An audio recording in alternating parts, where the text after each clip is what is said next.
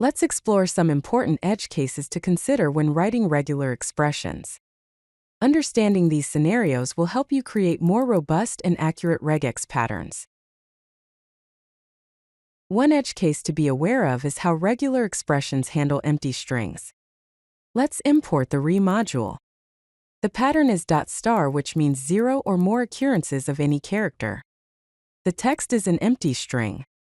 When we try to match this pattern against an empty string, the match function will always match the empty string, and the result will be an empty string. Regular expressions treat whitespace characters in a specific way. It's crucial to know how to handle them correctly. Consider the text which has tab, newline, and carriage return characters.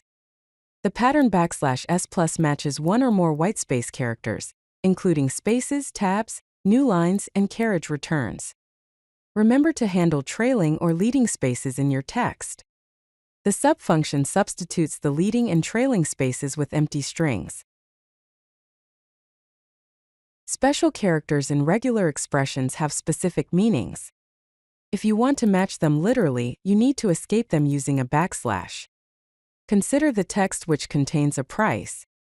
Let's try to match the price using $5.99.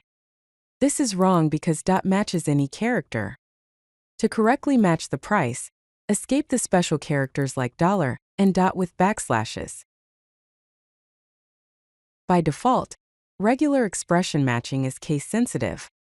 To perform case-insensitive matching, you need to use the appropriate flags.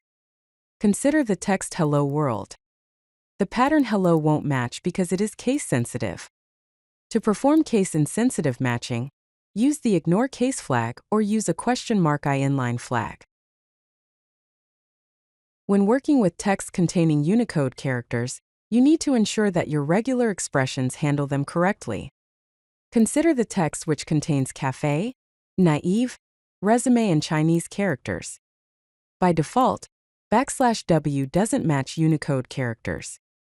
To match Unicode characters, use the Unicode flag or Unicode category such as \p open curly brace L close curly brace plus, which matches one or more letters, and \p open curly brace N close curly brace plus, which matches one or more numbers. Regular expressions can be either greedy or non-greedy, which affects how they match patterns. Let's see how it affects regular expression matching. Greedy matching will match as much as possible. Non-greedy matching will match as little as possible. Consider this HTML div tag. The greedy pattern <* greater than will match the entire string, whereas the non-greedy version <* greater than will match only the div tag. When working with multiline text, you need to use the appropriate flags and anchors to match patterns correctly across multiple lines. Consider the multiline text. The caret and $anchors match the start and end of each line when using the multiline flag. To match the absolute start and end of the string, use \a and \z respectively. If you like this video, hit that like button and don't forget to subscribe. Visit CodeLucky.com for more such useful content.